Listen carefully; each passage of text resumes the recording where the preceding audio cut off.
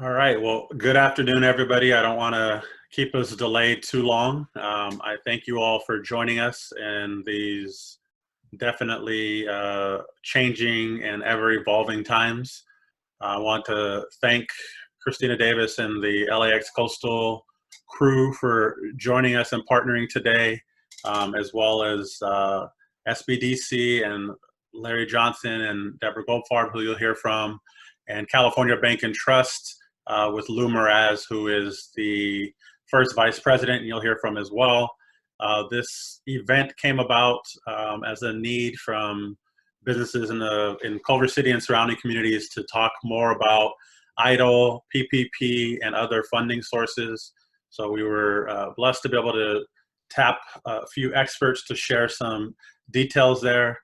Before we get into all the great details of what's going on, I'm going to turn it over to Julian Gonzalez with LAX Coastal, who will get us started. So Julian.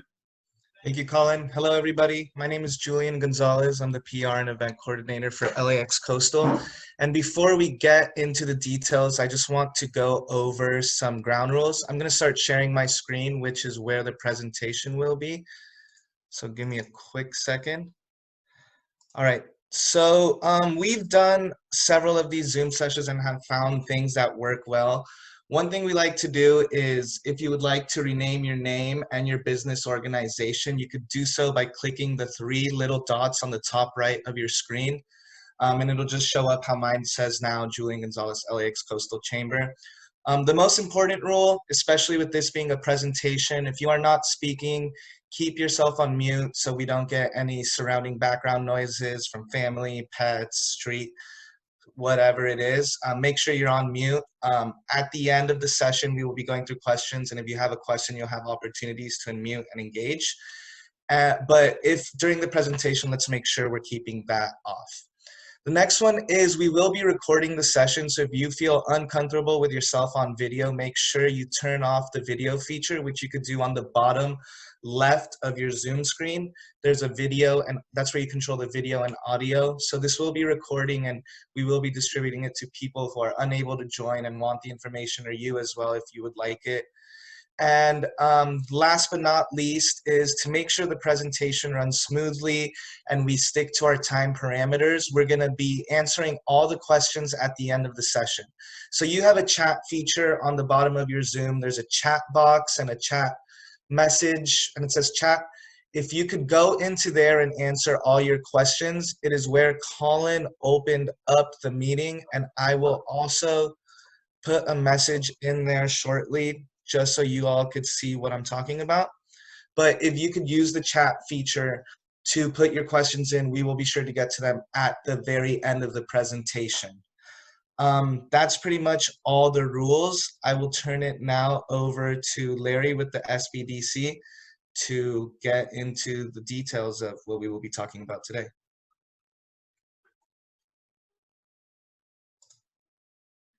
Larry, you're on mute. You're gonna have to unmute yourself.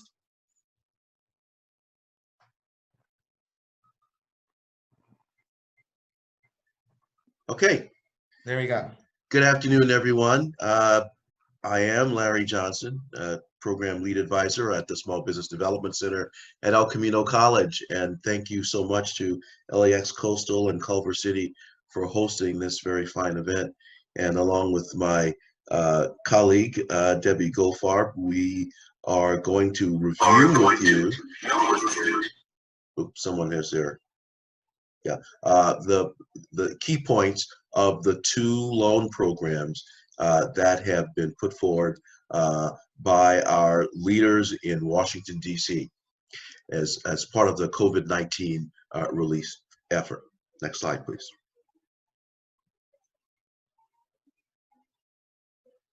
Okay, next. So we at the SBDC offer a variety of services for not only pre-venture, but all the way up to existing businesses, and a variety of functional consulting services that we deliver through one-on-one consulting and also workshops in the areas noted on your screen right now. Next slide, please. So the SBA has been offering relief programs for small businesses, and this is the programs that we have in place now are basically two. One that was started almost a month ago, that's known as the the Economic Disaster Injury Loan Program, EIDL, and the second one, which went into effect just a couple weeks ago, the CARES Act, which produced something called the Payroll or Paycheck Protection Program. Now, the focus of these two loan programs, they have two different focuses. EIDL is meant to address the impact on your working capital COVID has caused since the beginning or middle of January through this current period, and so they've put into place a loan program that will address that. The CARES Act is focused on getting people back to work. It is very rifle shot in its focus. It has a certain amount that's going to be able to be applied to other expenses other than payroll, but it primarily is designed to apply to payroll. Next slide, please. So this is a summary of the two programs, and we're going to go through those and hopefully give you a better sense of what you're faced with. Now, the Economic Injury Disaster Loan, or EIDL, allows you to apply for up to $2 million. You do not determine the amount that you want to borrow. That is going to be determined for you by the SBA loan officers who will be reviewing your request. That request is made directly to the SBA on a very special website platform. Now, some of you may have already applied. If you applied before March 30th, you will have to reapply. If you applied after March 30th, you should have been given an opportunity to apply for an emergency cash advance of $10,000. And then you would have also been given a number after you completed the application as your application number. So if you have application numbers, that means that you went to the right site. If you don't have an application number, that means you didn't apply on the proper portal and you must reapply. That loan of up to $2 million has a 30-year maturity and is deferred for the first payment. The first payment is deferred for 12 months. It also comes with an interest rate of 3.75% for for-profit companies, and 2.75% for not-for-profit companies. I mentioned earlier that there was a cash advance feature to this particular loan. With the passage of the CARES Act that gave us the Paycheck Protection Program, it also made an allocation to improve EIDL by allowing for this feature to put cash into the pockets of businesses quicker than what would normally be done even under the EIDL program. Now, the original intent was for this cash advance, which is potentially has a potential of being forgivable in whole or part. The idea was that it would go out within 10 days of receipt of the application. Unfortunately, because of the flood of applications, they have not been able to keep to that schedule. But I must announce that we have had quite a number of our clients who have received payments under EIDL already. So it is happening, it is real, it is reaching us out here on the West Coast. I should also mention that because of the large volume of loan activity, and the fact that the SBA has had to hire up to 2,000 new analysts to review applications, they are finding that there are a large number of applicants who would qualify under EIDL for a significant payment. Remember, the maximum amount is $2 million, but they are not prepared to do the type of analysis that would begin to get them the number that these folks would qualify for. So what they have chosen to do, rather than hold up the process, they are approving people for $15,000 right now. And many of our clients have received these announcements that they have been approved for $15,000. And unfortunately, they're not doing a great job of explaining the situation. The clients are saying, well, is this all I get? Is this the 10,000 cash advance that's turned into 15? No, it's their attempt to meet your emergency needs, provide you with money now, and they will provide you with additional funds later once they have an opportunity to do a complete review, right? So the idle funds are meant to take care of any fixed debt expenses, payroll, your accounts payable, utilities, and again, it's applied for on the SBA website. It's a very comprehensive lending program. Now, on the other hand, we have the Paycheck or Payroll Protection Program. This program is geared, as I said, to address the needs for payroll capital to allow you to bring employees back who you either furloughed or laid off, or allows you to have capital to hire new employees. So how do you know how much you can borrow here? Well, you do a simple calculation of determining what your average monthly payroll is, up to $10 million, and then multiplying that average times 2.5. Now, I know many of you will say, but I am a solopreneur, I have no employees, so do I qualify? The answer is, I'm not really sure. And I'm sorry to present that answer, but the SBA has not been terribly clear on whether or not they will have a special arrangement for you folks who don't receive a W-2 income. Now, I have heard from several folks who've already been successful at applying for PPP that the banks who are receiving those applications have been considering that amount of money as salary if it appears in their Schedule C as income, and they've been allowing that. But as they say, the devil is in the details. These approvals have not yet hit the SBA for its final approval on the loans that were granted by the banks. So we haven't heard the final word on that. We have some banks that have allowed it, other banks who haven't.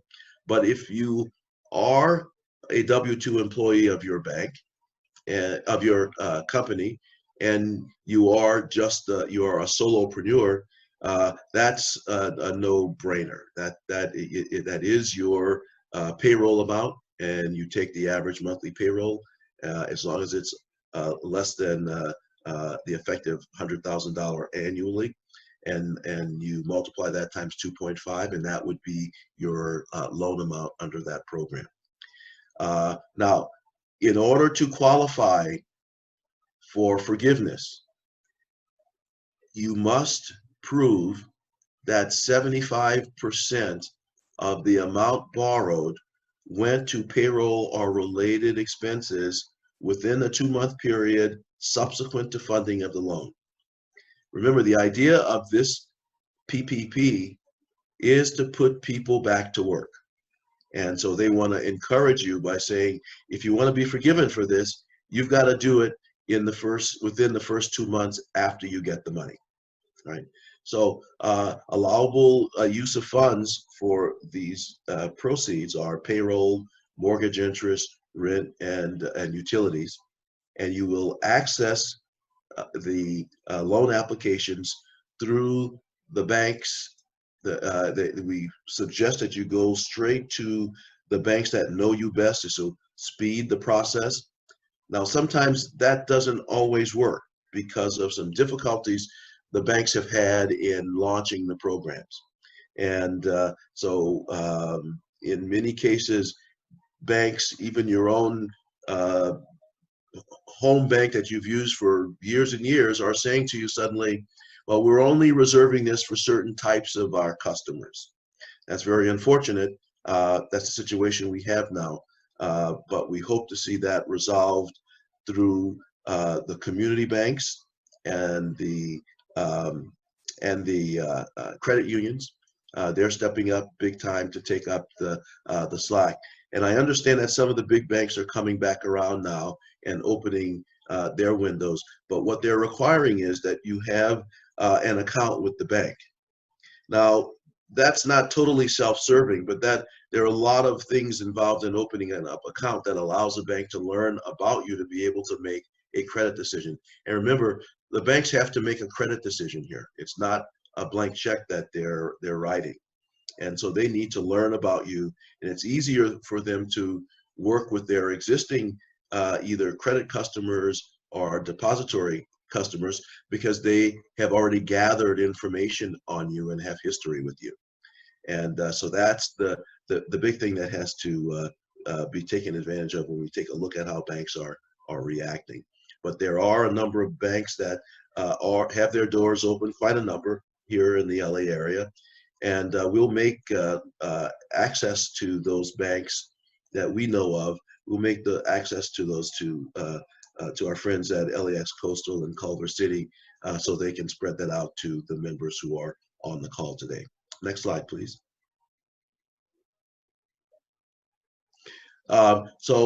This slide summarizes the two programs and the things that we've talked about. I won't read this slide, but it is going to be in the materials, and you will be able to get these materials. The one point that I will mention is that you can apply for both EIDL and PPP.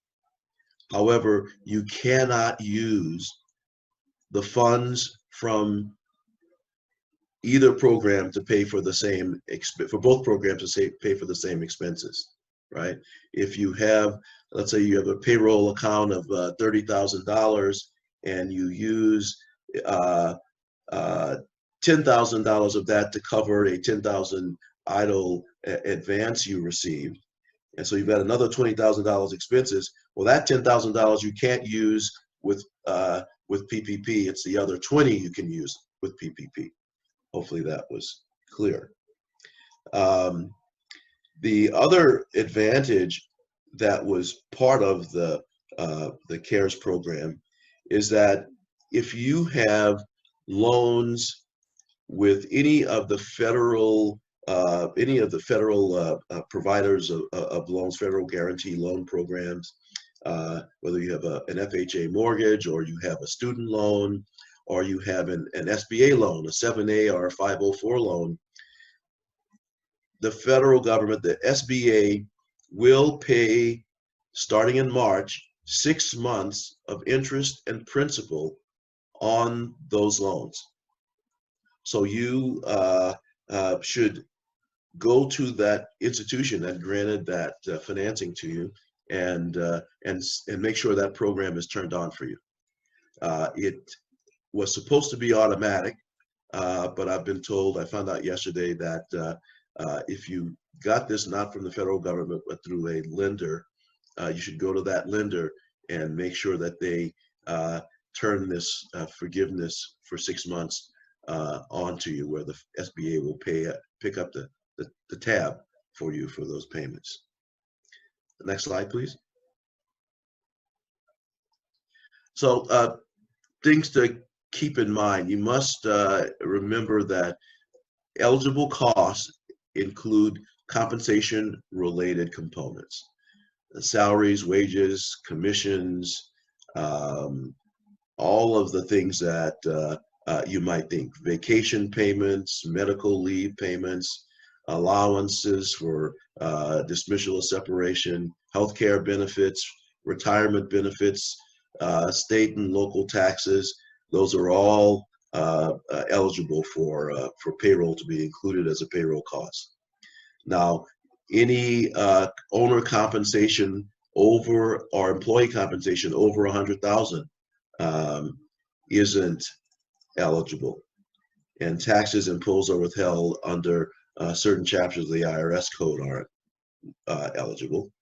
And compensation for employees whose principal residence is outside of this country would not be eligible. You can use the proceeds for payroll, for salaries, commissions, other compensation forms, and then group health costs and benefits, medical leave, etc., interest on mortgage or mortgage obligations, rent, and utilities. Next slide, please. So I'd like to pass this on to Lou Merez, from First Vice President of California Bank and Trust. Lou, help us out here. Let's get into the details.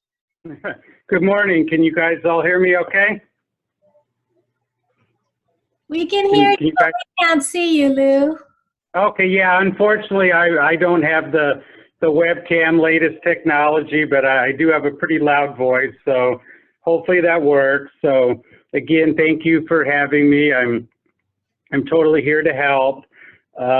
We've been here in Culver City, going back to former Alliance Bank, where I also was, since the early 80s. So this community is super important to us, and I'm here as a resource, you know, whether you bank with us or not. I'll provide my contact info at the end, and anybody can feel free to reach out to me. So before I kind of go through these points, a couple things I want to mention. Again, it's a super frustrating time, and something that the banking industry as a whole, you know, is not super well positioned to deal with. We absolutely want to help. It's just guys like me are just as frustrated as clients are. So, you know, bear with us. The SBA only finalized the details to the banks last Thursday, sometime in the evening. So, you know, putting a Herculean thing like this in place has taken some time. There are definitely a lot of moving parts, but, you know, we're all working together. So with that said, I thought I would go through these 6 key bullet points that I provided, and at the end, like mentioned earlier, we can take any questions. So obviously, number one, how do you locate a lender? In most cases, my advice is, you know, go somewhere where you know somebody or you have an existing banking relationship. Now, it's, you know, as mentioned earlier, it's a tough situation. Not every bank is in this. Some banks are full and have stopped. Situation at my bank, California Bank and Trust, we are open taking apps, but our first priority, understandably, is that we're taking existing clients. We do plan on opening our portal hopefully soon to new prospective clients, and we look at this situation as an opportunity. But, you know, we're not there yet, but we are providing advice and guidance to people and prep them for when we will be ready. And I think other banks are sort of doing the same thing. But, you know, on the SBA.gov website, there's a list of lenders. I think my friends on this call are very much in touch with the banks that are open. I mean, honestly, we have our head down just dealing with these apps, and I wouldn't say that most bankers know what other banks are doing. So I think the guys at the CDCs and just, you know, looking at the list on the SBA website is probably the most reliable way to find lenders if whatever your current bank of account is not able to help you for any reason. So point number 2, what to prepare. I can't stress enough that, you know, reading up in advance and being prepared is really important to make this thing, you know, go well and eliminate some of the chaos. As was mentioned earlier, most banks are going to require that you have a deposit account in the exact name of the applicant entity. And the main reason for that is we're not set up to wire money or cut checks. The only way we can administer something this quickly is through a credit to an account. So if you've got to move to someplace you don't have an account, even if they're not ready to take your app yet for the PPP, I would suggest getting the account open. You know, we have at my office a couple-day backlog just to open accounts for people in anticipation. That's how crazy busy it is. But if you get your app in the system and you don't have a deposit account, most likely your app is going to come to a stall. So that's something you can get ahead of. But the main things you got to be prepared with is the payroll calculation, which determines how much you can borrow, number one. Number two, your payroll records. And number three, your entity information. Those are the three key things that most banks are going to have you attach to the application. The application in itself is pretty short and simple, but those are the things you're going to need to add to it.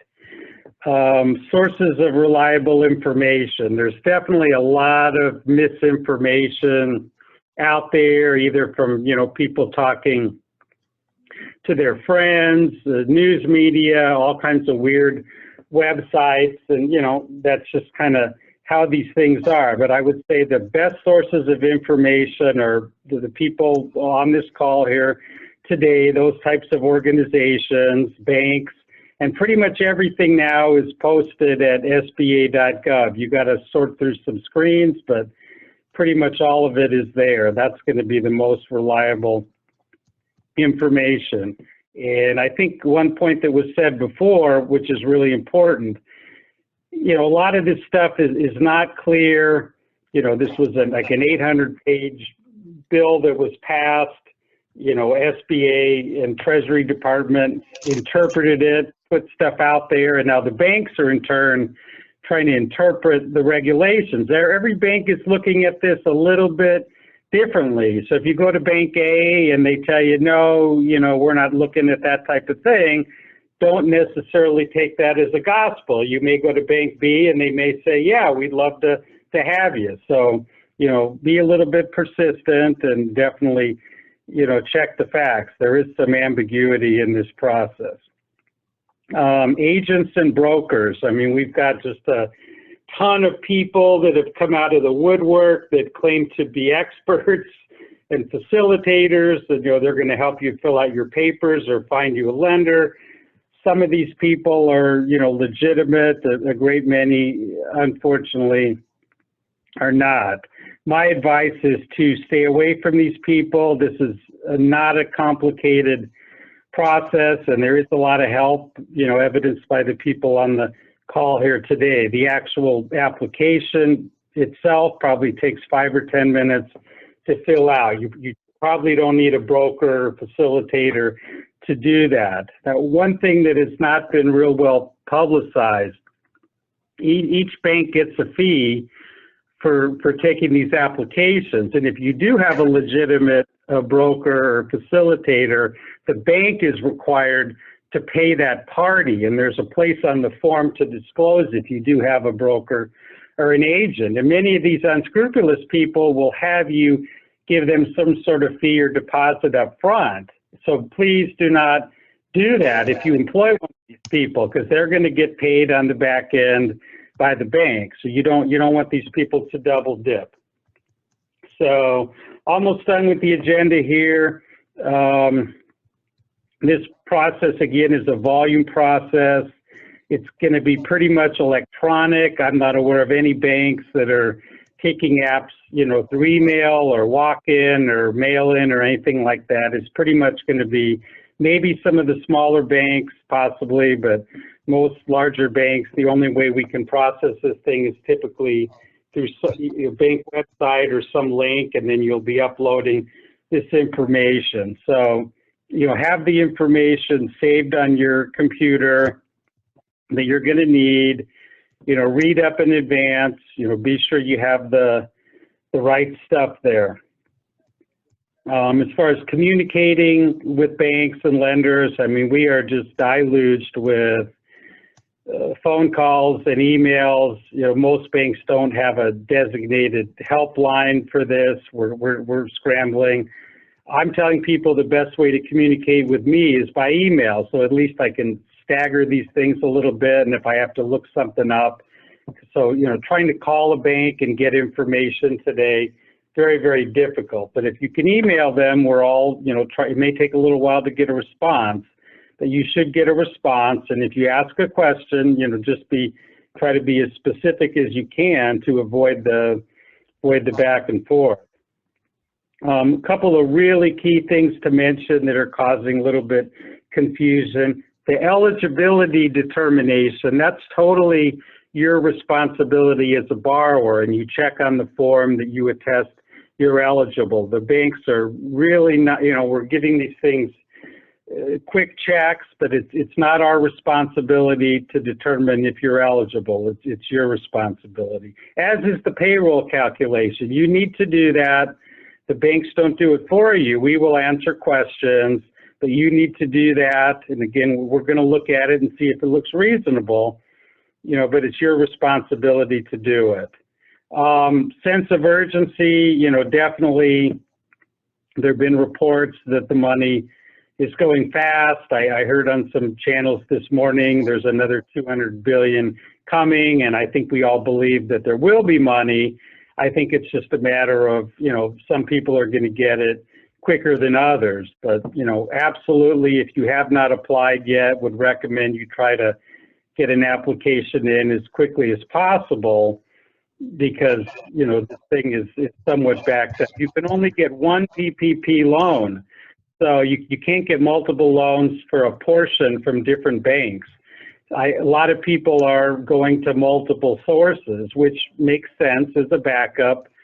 I'm not exactly clear on how you abort one if you get approved at another, but theoretically they come back to you and you say, I'm sorry, I don't want it anymore. But, probably not a bad idea to move as fast as you can and look at some multiple sources.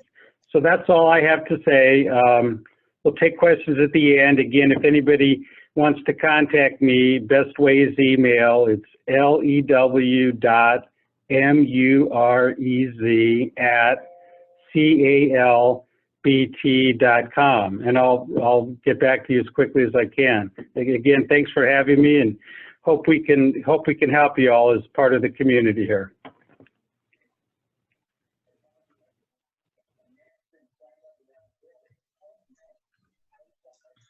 Thank you, Lou.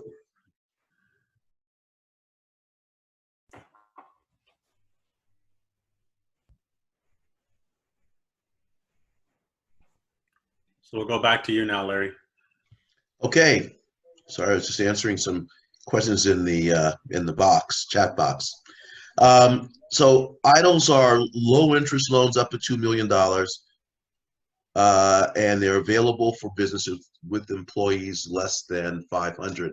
Although there are certain conditions where companies with employees greater than 500 could apply. So, but we can talk about that under specific circumstances.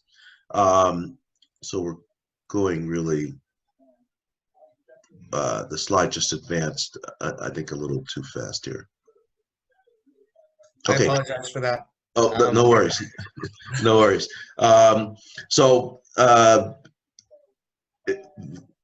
We can, this one talks a bit about the CARES Act underwriting criteria has been relaxed. In fact, under both loans, the underwriting criteria has been relaxed than what was been held traditionally in SBA loans. There is no personal guarantee required, and for loans under $200,000, and no collateral will be required for anything under $25,000 and under. However, no loan will be turned down because of lack of collateral. There's also no minimum credit score required on either of these loans. They are looking to see that you have the capacity to repay. They also want to make sure that you don't have a history of defaults. You don't have any history of problems with the IRS and other things. So people who have normal bumps and bruises from a credit perspective, don't have anything to worry about in terms of whether or not they will not pass. They're not going to look at this saying anyone with a credit score below 700 won't get it. No, it's not that. Even if you have a credit score of 600, doesn't mean that you're not going to be approved for either of these loans. So I want to emphasize that. They want to get as many people as possible to apply. And you can apply for both an EIDL and a PPP. You can apply for these loans whether you are a solopreneur, whether you are an LLC, a sole proprietor, or you just happen to be a let's say a plumber who hasn't established a business, but you have a record of receiving payments from people for doing plumbing services, and you've maintained separate expense records that you can show that you actually have a business. Doesn't have to be a formal business. You are also eligible under all of these programs. Okay, next slide, please. So the things that you can't do, I think we touched on a bit of this before, but you can't use it to refinance long-term debt, and you can't pay any federal debt, except for the fact that the SBA is going to pay it for you for the first 6 months, right? And then you can't, and you can also pay IRS obligations with this. So paying down installment loans or paying off other debt is not allowed, and FDIC and Resolution Trust Company are not considered federal agencies for this purpose. So if you got a requirement with the FDIC or the Resolution Trust Corporation, you're fine. Next slide, please. So here are some, rather than go through the Q&A here, there are lots of people with questions on the list. I don't want to shortchange them. So why don't we skip this slide and we'll go to the next slide. So the loan programs that the SBA has established, the traditional small business debt relief programs still exist, 504, microloans, 7A loans. But really the loans that you're really focused on, these are going to be normal process loans. The loans that we're focused on here in this particular emergency situation are EIDL and PPP. Next slide, please. Now there are other programs available. The state of California has just launched a program, and the county of Los Angeles has announced a program, and several for-profit businesses have programs that are out there, as well as industry and organizations out there offering programs. There is a lot of information flowing now about the county and the city of Los Angeles programs and the state of California programs. Please contact those organizations, specific organizations, for details on those programs. Next slide, please. Additional help. Well, we know that there's a stimulus check that's coming. The good news is that if you received a tax refund that was directly deposited into your checking account, that money should start to go out next week. And if you received your refund the old-fashioned way, it may be a month before those actual checks go out to you.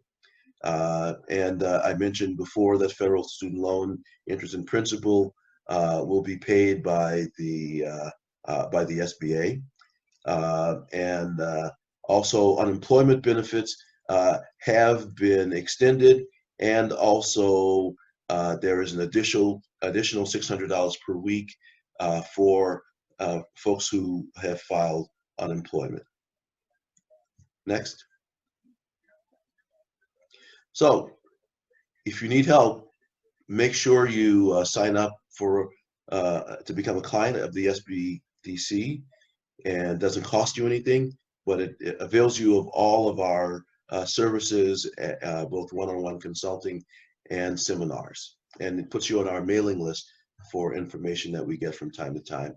And the SBA's website information is here, as well as the SBA call center information, and the SBA Los Angeles district office.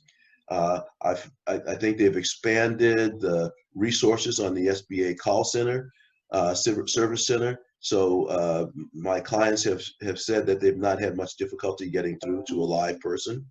The one thing I would urge you not to do is not to apply multiple times if you have received a number. Now, I have one person on the chat who said that they received a number and they called to check and they couldn't find it. So my question to that person in the chat was, what did they tell you on the phone when you said you had a number and they couldn't find it? It's tough that they would hear that and not give you any advice. So that being said, if they don't tell you what to do, they should. If you don't, you can call the 1-800 number to get information on the status, but I wouldn't do that before 2 or 3 weeks, because it's really taking that long, at least, for things to be addressed. Next.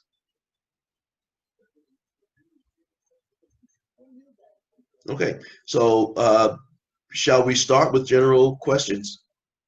So we have a good amount of questions, Larry and Lou. The first one is for Lou. The question is, can I apply through California Bank and Trust if I'm not a current customer? They've applied through a third bank, SunWest Bank, but have not received any answers on the application, and there's no way to contact them, so they don't know if they received it. Can they apply through another bank if you don't know if it's been placed, if it's been received? And whoever asked this question, feel free to unmute yourself if you want to elaborate more. Definitely a really good question. There's a lot of confusion out there. You know, if people are uncertain about their ability to get funded through their current bank, I do think it's a reasonable alternative to go to multiple banks.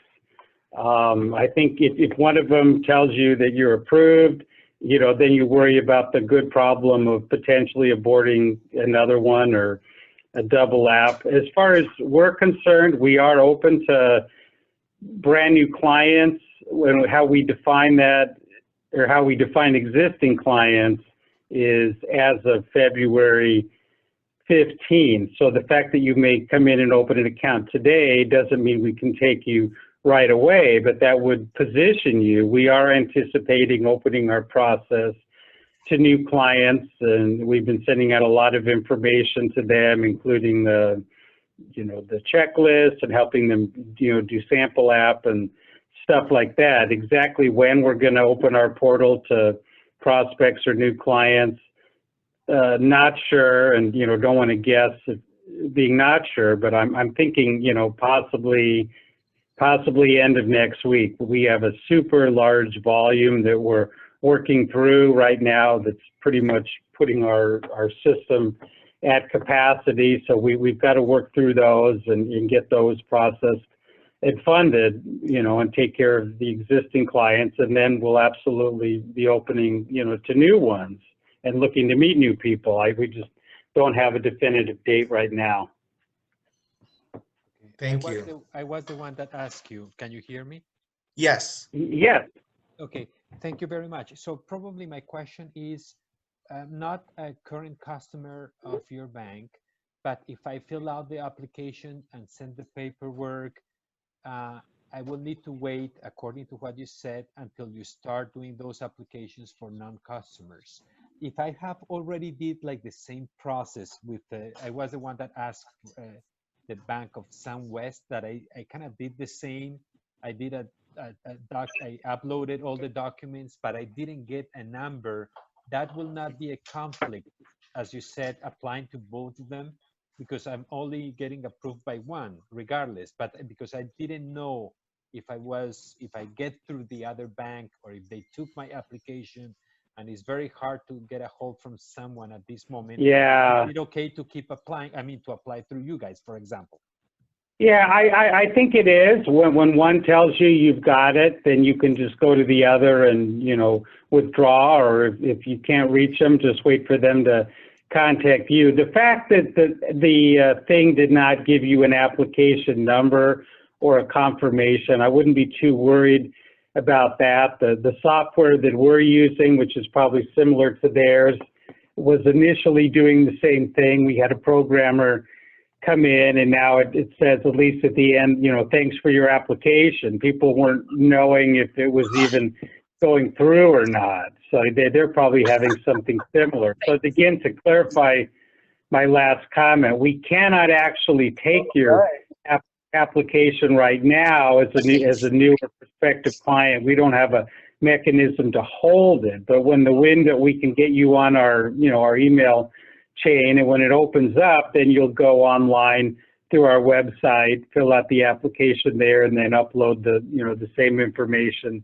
that you have. So hopefully that answers your. Lou, this is Larry Johnson. I think we need a clarification on an actual application versus filling out a preliminary form to request to be considered. A true actual formal application is where you provide your social security number and and acknowledge that you are willing to have your credit pulled. And that's the danger that you have if indeed you sign that, a full complete application saying, okay, it's great to pull my credit, and then you go to another lender and do the same thing, you get your credit pulled twice. You know, I'm not sure. I don't think since there are no personal guarantees on these loans, I've seen nothing. I don't know what other banks are doing. I think they may be entitled to pull people's credit reports just to see if they're, you know, reliable people. We are not pulling anybody's personal credit reports. Obviously, a lot of our other banks are. So that okay. I mean, I think I think they're entitled to. I mean, obviously, right now we're working with existing clients, those that are borrowers. You know, we already have their credit reports. Those that are depositors, to the best of my knowledge, we are not pulling. But yeah, good point. You don't want to have a bunch of, you know, apps that increase your inquiries and that messes up your FICO score. It's such an extraordinary time that none of us have any experience in. Again, my only point was I can understand that somebody might want to go to multiple banks if they're not certain, you know, where they're going to get it, and particularly if they haven't received a communication from their first bank. But again, we have something on our website. You can click to get more information and be notified when an app comes. But we're not collecting any social security numbers at this point from new people, and there's no formal app. We're just keeping you up to date and, you know, giving you some sample materials and having you be sure you're eligible. And again, you can open a deposit account. We're doing that for people so they can be ready, but we're not taking any actual apps or running any credit reports or getting any social security numbers or any personal data until such time as we can actually open our portal to new prospective clients. Thank you for clarifying. Thank you very much. Yeah, believe me, sometimes I get confused myself because this thing's been a moving target. And like I said, we are just as confused as borrowers are in many cases, and we're just trying to communicate the facts accurately, and we're trying to work with people. And, you know, we encourage, you know, no questions are dumb questions in today's world especially. Lou, there's a question that came up that I think it's important for us to emphasize, and I really would like you to respond to it also. In no way should anyone pay any money for any assistance or anyone suggesting that they can get you a loan faster. There should be no one paying money for any of this assistance. there are lots of resources. The SBDC provides this advice and counseling for nothing. And Lou, CBT doesn't charge anything for its advice and counseling, right? No, we don't, and we're happy to the extent that we have time and capacity, provide advice to people that are prospective clients on the anticipation that we will be able to hopefully help them, you know, in a short time. But again, I think I mentioned it in my short talk, but I can't stress enough. There are many, many people that, you know, there's no regulation of these type of brokers. People are just all of a sudden self-ordaining themselves as consultants or brokers or experts or whatever they want to call themselves. And this is an extremely, it's a large volume and complicated situation, but the actual application itself is a very simple process, unless you have an extremely complicated situation with some of the payroll determinations where you might need an attorney or something like that. I really don't think there are many, if any, situations where you need to pay someone. I think these people are honestly looking to take your money. I mean, there may be some that maybe they have a contact, you know, at some smaller bank and they could maybe get you some priority. But again, I think all the resources are available through you guys and through the SBDCs. This stuff is not that complicated. And again, the banks get a fee from the government for every application. And if somebody does have an agent, they disclose that on the form and the bank pays the agent. There should be no cases, repeat, no cases, where people are paying their own money up front to these agents. That would be, you know, really taking advantage of the situation. But, you know, bad, difficult times bring out unscrupulous people. So please be very, very careful about that, everybody. Thank you. So for our next question, we had someone ask, our company launched in third week of December 2019. We had sales in January and February, and then the disaster happened. There's no payroll, and we were planning to pay one of the partners for managing the company and hiring 2 employees. What would be the best loan for them? Well, you're obviously qualified for EIDL, and PPP would be the difficulty with no payroll. Thank you. And then the next question was, are you going to email us the presentation? I could work with Colin at the Culver City Chamber to get all the emails that registered for the event and definitely send over that information. If you didn't, yeah, Debbie will take care of that. Yeah, so definitely we will be getting these emails if you registered online. If you haven't, please put your email and mention that you would like to get the presentation at the bottom of the chat, and we'll be sure to get that for you. There is one question I should address, I think, that I just saw come up, and it's a very important one.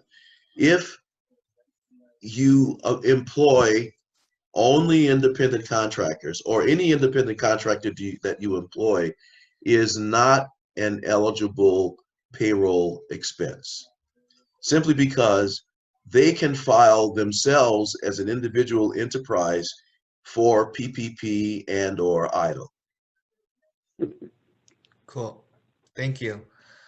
A next question was, can a company apply for one or all loans? So can you apply for Yes. both of them? Yes. And then would you recommend one versus the other? We went over that slide, and I think she asked that before we went over the 2 comparisons. Right, and you gave a situation where one is obviously better than the other. Better only because the qualifications are clear. That one person who only started in December and has suffered damage subsequent to December, that's an obvious EIDL qualification candidate. But for PPP, there's no payroll history to work with, and that's a little more involved. That can't be answered on this call. And Larry, just to piggyback that question, because I think there was another second part to that question. For companies that apply to or apply for both, do they need to use the funds differently from one, say they are awarded both PPP and EIDL, do they need to use the funds differently from one or the other? And if so, is that a grounds to having access to the fund, or is that tied to forgiveness? Okay, you cannot double dip. So I used the example earlier of having, let's say you have a payroll of $30,000 at your average payroll number, and you received a $10,000 EIDL cash advance, then you can get forgiveness on that $10,000 EIDL cash advance if you use it for $10,000 worth of that payroll. But now you've got an additional payroll amount that you can't get relief from on EIDL, but you can apply that $20,000 remaining for PPP, but not the original 10 that you used for EIDL. Because if you did, that would be double dipping. Thank you for the clarification. We have a question that says, we applied for EIDL on March 31st and we have an application number. We called SBA and our application doesn't show in their records. Shall we apply again? And then the question right after that was, is there a way to check on EIDL applications with a number to check the status? Okay, that was the question I tried to answer directly in the chat box. If you applied and you got a number, and then you called and spoke to someone and said, I'd like to check on this number, and they said, well, we don't have that number, then there's got to be an obvious next question. Why, or should I apply again? You know, so if you got that answer and you hung up, you've got to call back and find out what they would advise. I would suggest that you call and find out what went on, and if for whatever reason you don't get a clear answer, get back to me, and I'll try to help you out. But I wouldn't like to see you apply again, having gotten a number that mean they ran your credit. I know EIDL will run credit, and I would hate to have you get dinged the second time. Thank you. So now we have a question for the PPP.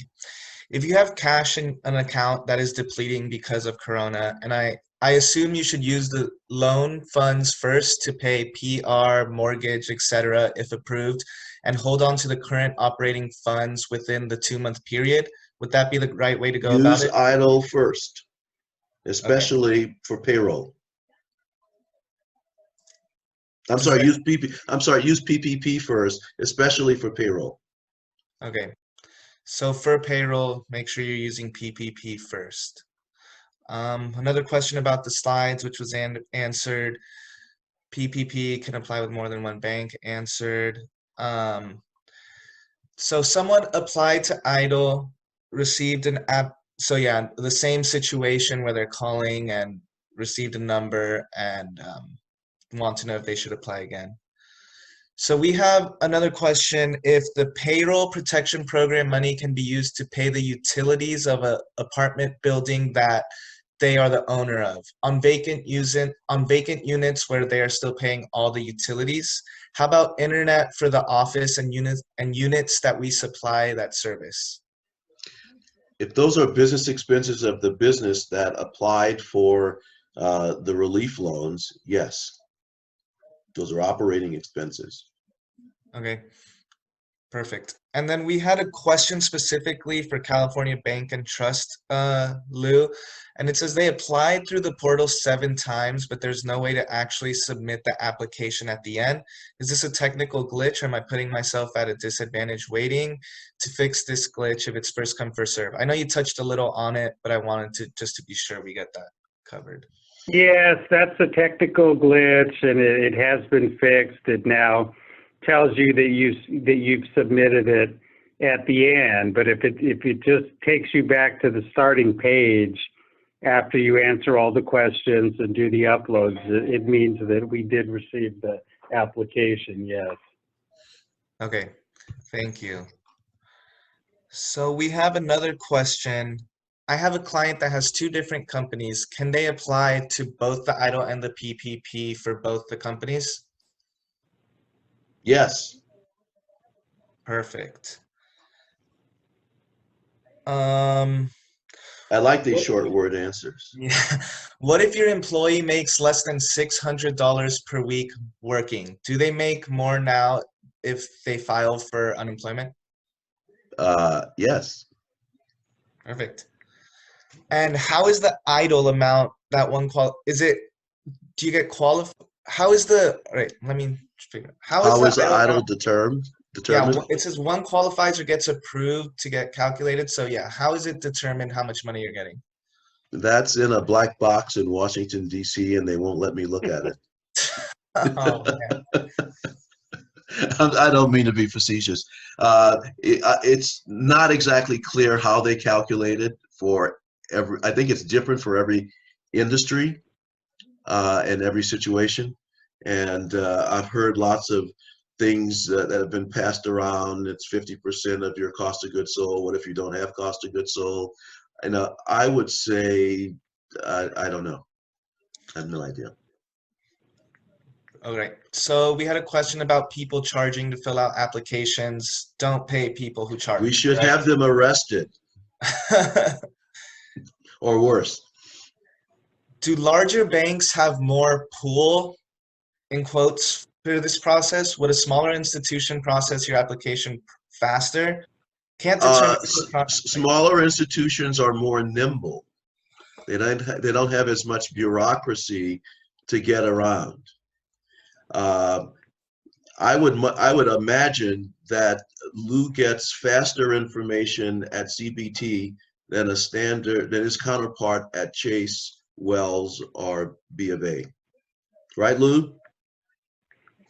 Yeah, I mean, it's all over the map. I think, you know, because of the lack of bureaucracy and not requiring on electronic systems that had to either be put in place or tweaked.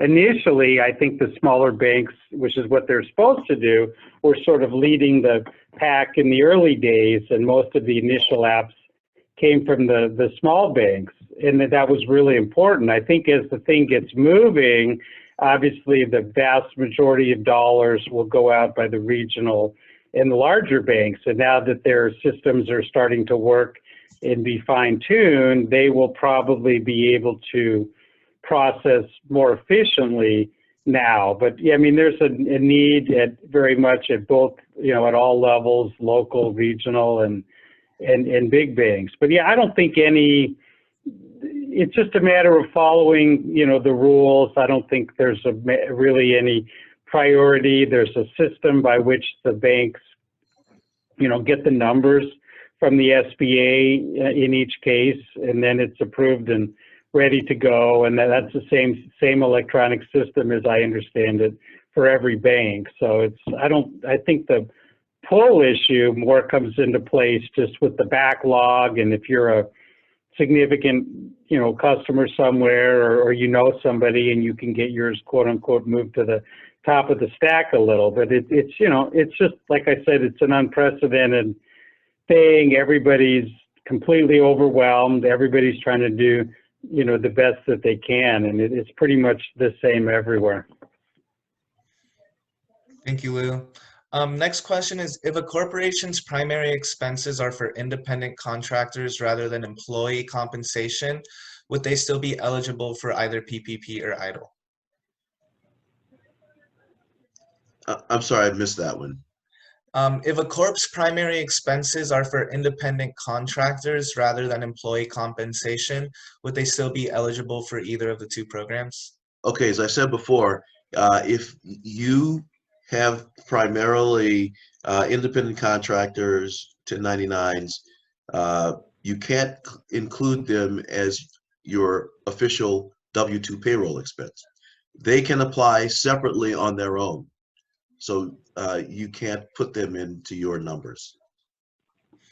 Okay.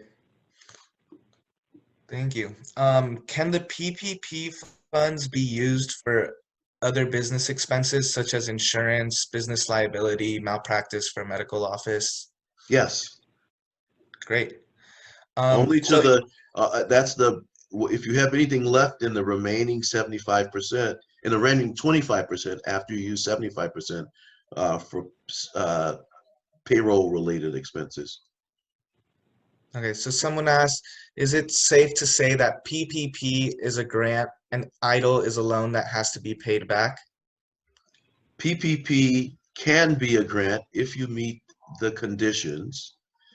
A portion of EIDL can be a grant if you meet the conditions. Are both EIDL and PPP only for payroll? I have overhead fixed assets on heavy equipment and commercial auto. Can Okay, the funds be used for? EIDL and PPP can be used for payroll, and they can also be used for other operating expenses. You have more latitude under EIDL to cover more expenses simply because EIDL has a larger number, a larger amount of approved expenses that are eligible. PPP limits you in terms of the availability of the dollars you get in the loan for other than payroll expenses. PPP is designed that way because it is the one program that is aimed at putting America back to work. So when the president and Congress said that they want to put the average American back to work, how can we make sure that happens?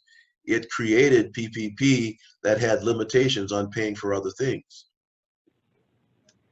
Perfect, thank you. To answer your question, Dorinda, I got your email and we can include the recording of the presentation when sending that out.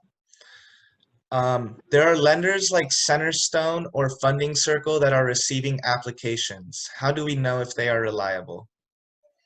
Okay, that's a great question because not every non-bank lender is an approved SBA lender. And so we will provide the link to the SBA site that lists approved lenders. You're in good shape if you go to a federally chartered bank or credit union. And there are some non-lender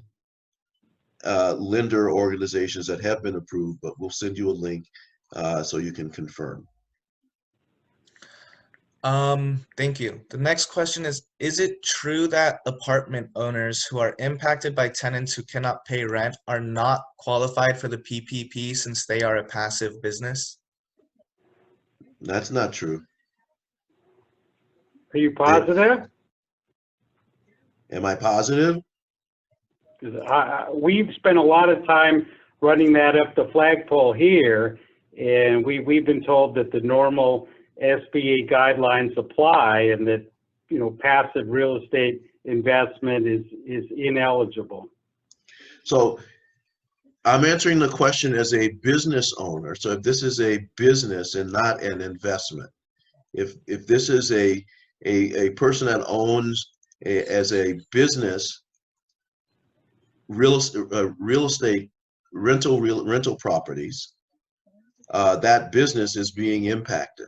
So from the EIDL perspective, they would be eligible. Oh, I'm sorry. Yeah, as far as the PPP goes, our understanding is that somebody that owns a building for passive rental operations would not be eligible. If it's a building, then they happen to, you know, their own owner-user business happens to be a tenant, obviously that business is eligible. And things like, you know, hotel, motel, bowling alley, assisted care, things that are kind of a real estate and a business in one, those would be eligible as so-called operating type businesses. But a guy that just owns an apartment building with 4 or 6 units and the tenants can't pay, our understanding is that it's not eligible for the PPP. And that's not unless he established a corporate entity that was the sole, you know, but that gets into a different area. And not investment property owners are not handled under this legislation. Also, right, that's what we understand. and hotel motel owners are included in this. Anyone in the hospitality or food services industry, franchisees of any form and size, so you've got the franchise owners of restaurants, of hotels, motels, those are included. They have been carved into the programs. Thank you. Next question. Employers are dinged and their unemployment insurance withholding goes up with more claims against them. Will that happen with the PPP program? I'm not sure how that's relevant. I mean, And the person who asked does not have audio function available. yeah, I'm not sure. Does Lou, does that make sense to you? What was the question again? I'm sorry. So it says employers are dinged and their unemployment insurance withholding goes up with more claims against them. Will that happen with the PPP program? So the question, if the question is whether applying for the program would affect your workers' comp or your insurance in some way, I'm not clear that it would. I mean, who knows about going forward? But yeah, I mean, I think if you need the money and you qualify, I mean, I wouldn't worry too much about something like that in the future. I think I would just focus on trying to, there's really no downside that we've heard of in applying for these loans. And obviously all or a portion can be forgiven. I think that's more important than something like this. Okay. Also, it doesn't have an impact on your tax liability if it's forgiven. So I don't see any negatives here.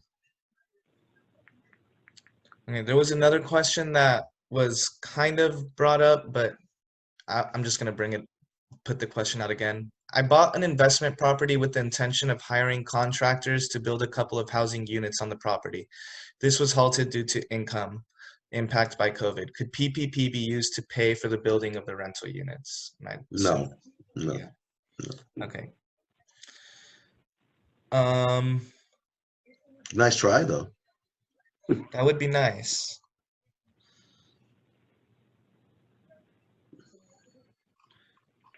All right, we have a long question here, but I'm going to read through it. So we opened a consulting company for healthcare planning, contracts, compliance, etc., and it applies to the healthcare industry, and at the same time holding a full-time job to support myself and my family. I have not opened a business account for it yet and do not have a separate EIN. Would it be smart to apply for EIDL?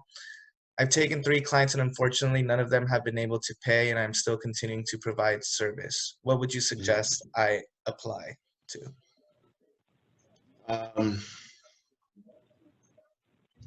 That's it. So the person has not established a corporate entity. They have a business, but the business hasn't generated any revenues.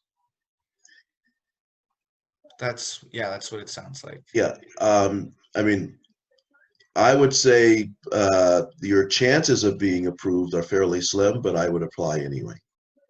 I would apply to EIDL anyway. As the president often says, what do you have to lose? Yeah. Yeah. Cool.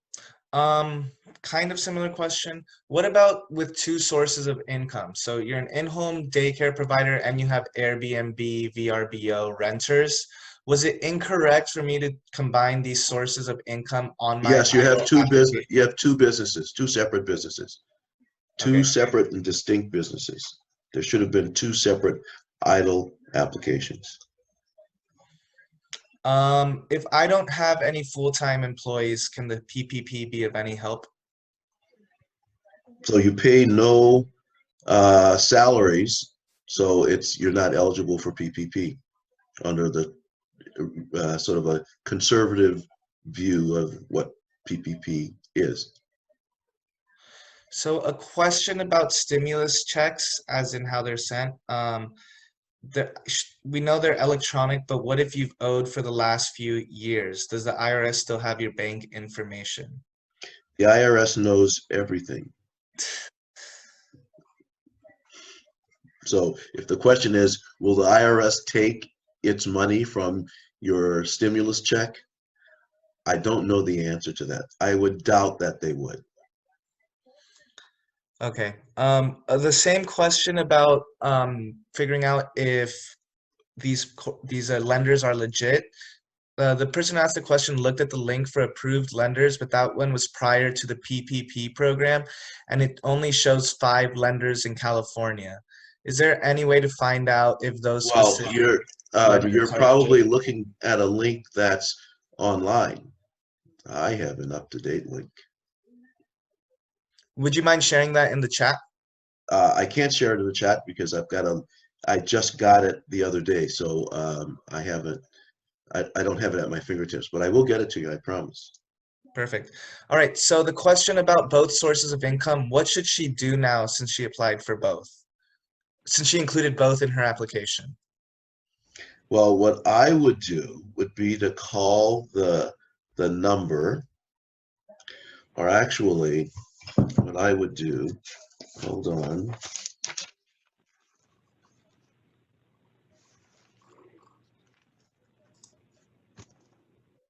I would, could the person who had that question, what's the name in the chat? Julia Pong. Cynthia? Julia Pong. Oh, Julia, how did I get Cynthia out of that? Julia, I'll try to find your name and I will give you a private message giving you an email address Thank you. to contact. Okay, let me just do this.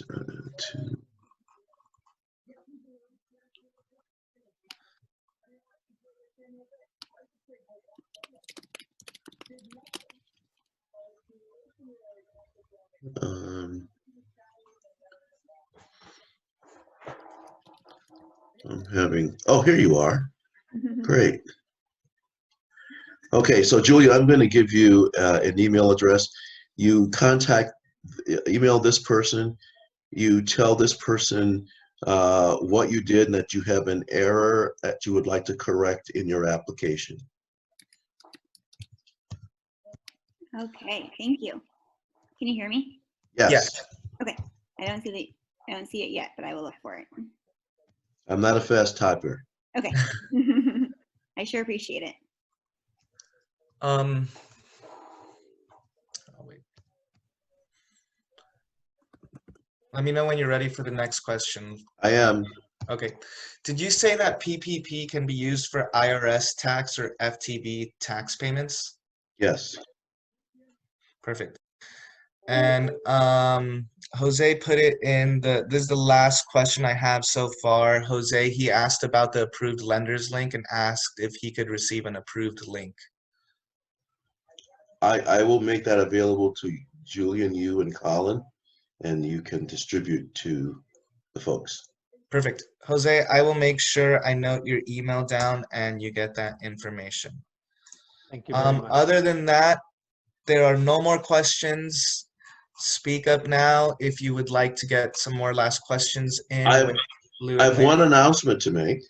Great. Next week, for all of the restaurateurs on the line, our SBDC will be conducting, and we will be doing it in conjunction with the LAX Coastal and the Culver City Chambers. So all of those members are eligible to join us. We'll have a restaurant industry, what to do now that we're in the midst of COVID-19 webinar. We'll have industry experts on a panel, and we'll cover a variety, I think, of compelling topics, including the worst case scenario, what to do, how to evaluate whether or not you should go or no go, stay with the program or exit.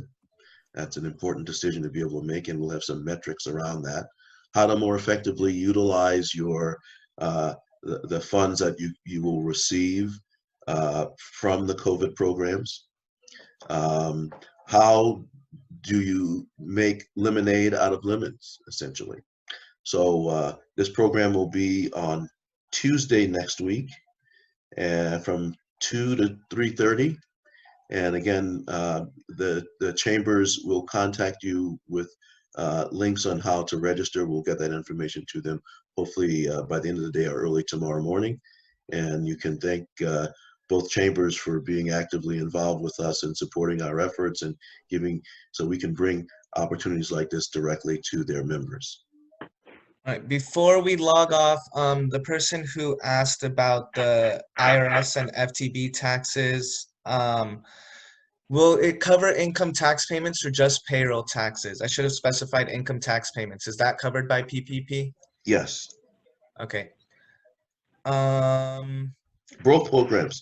You can And- use the proceeds from both programs to pay that government obligation. Great. And also, do we have the Zoom link for the upcoming webinar for restaurants? They, Hopefully getting that. yeah, the chambers will get you that.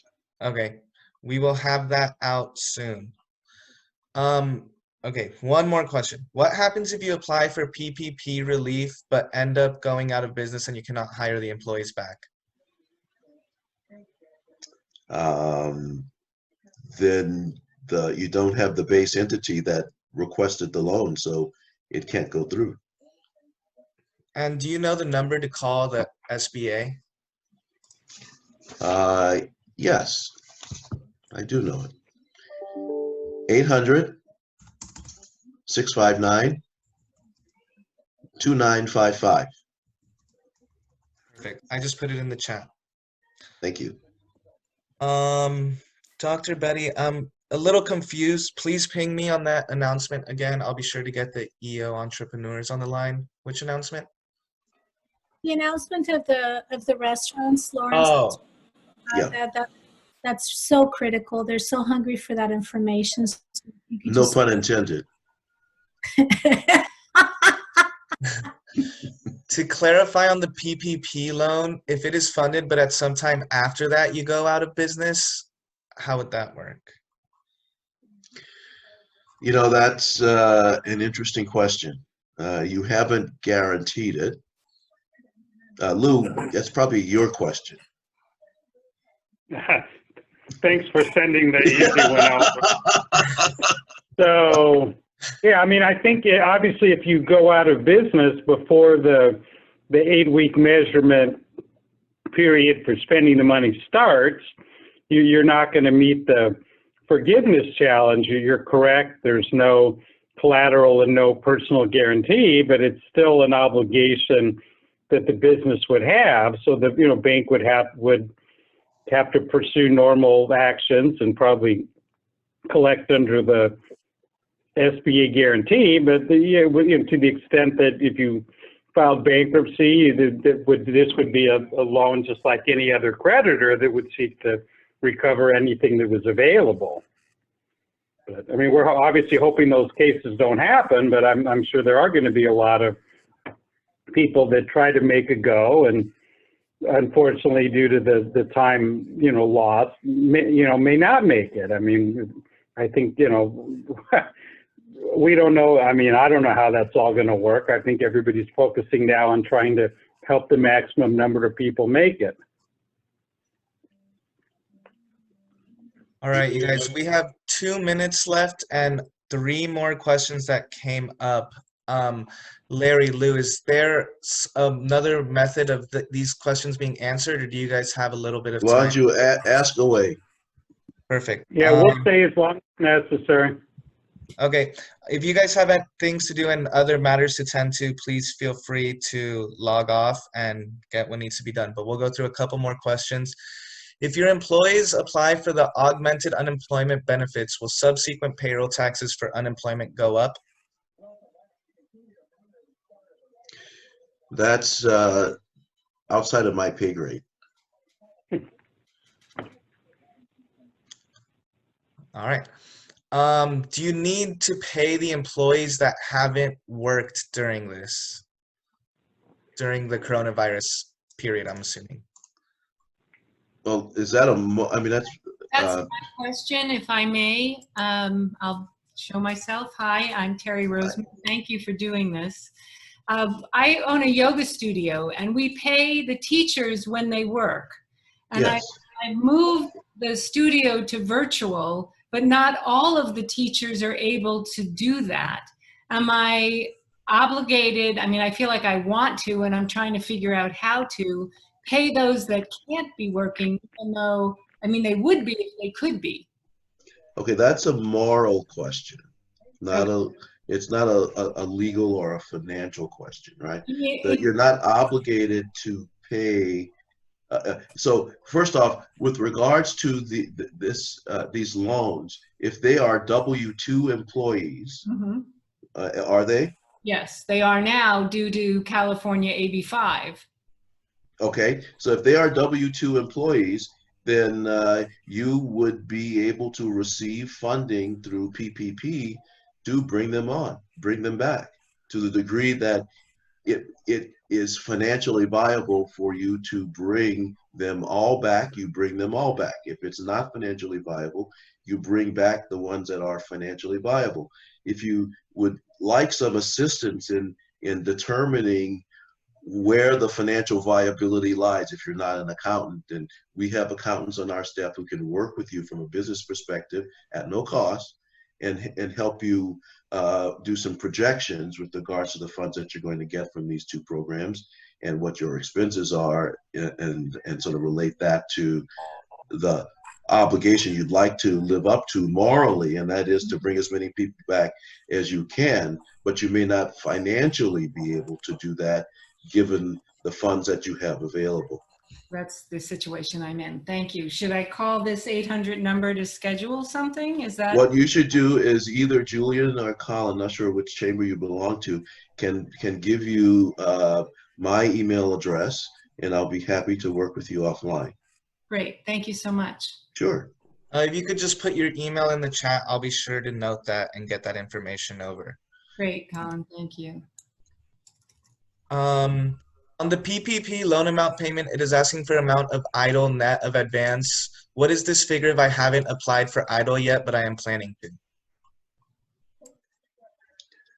On the, well, you haven't gotten an advance, so then you your loan amount is 2.5 times your average monthly payroll. Okay.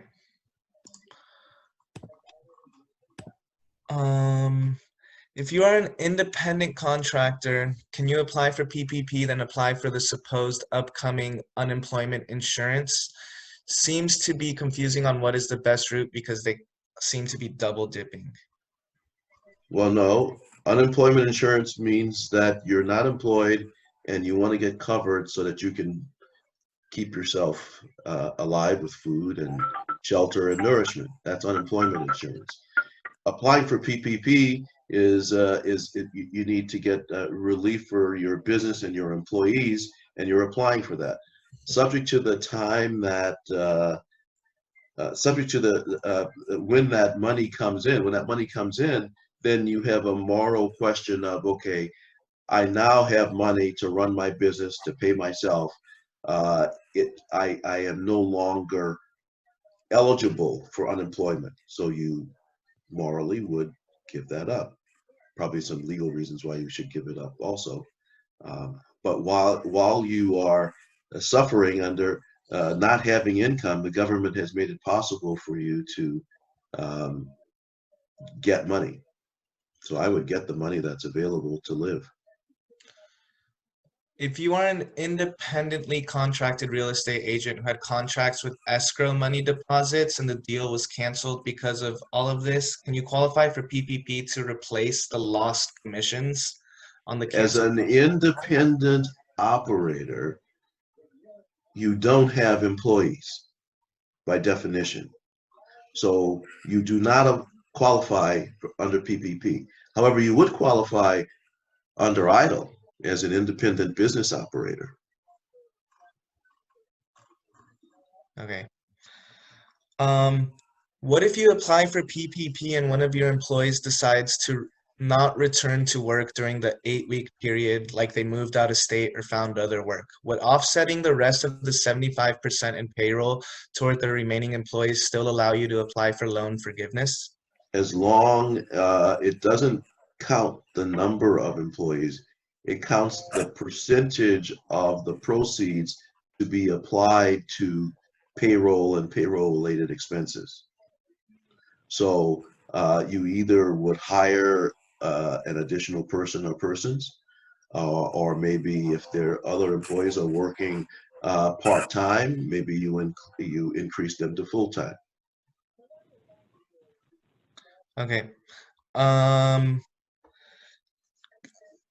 Trying to get the answer clarified with regards to the EIDL loan, what criteria need to be met for it to be a grant, so to get the loan forgiven? It's very simple. You will get something up to $10,000, and you have to use it for a basket of allowable expenses. Now, when you get the presentation, the hard copy of the presentation, you will see in detail what those allowable expenses are. But they're basically business operating expenses, and including payroll. All right. We had a question from someone regards their application number and asking how they could get in contact with you. As you said, you will help figure out if their application exists or not. Okay, Oh, first, we got the email in already. Never mind, we got Yeah. that answered. Deb sent the email. Thank you, Deb. If your employees have already applied for unemployment, are they eligible for PPP payments? Should you tell your employees not to apply for unemployment? no. Employees are not eligible for PPP if they are true W-2 employees. The only people who are eligible for PPP who may work for you would be independent contractors, 1099s, and the like.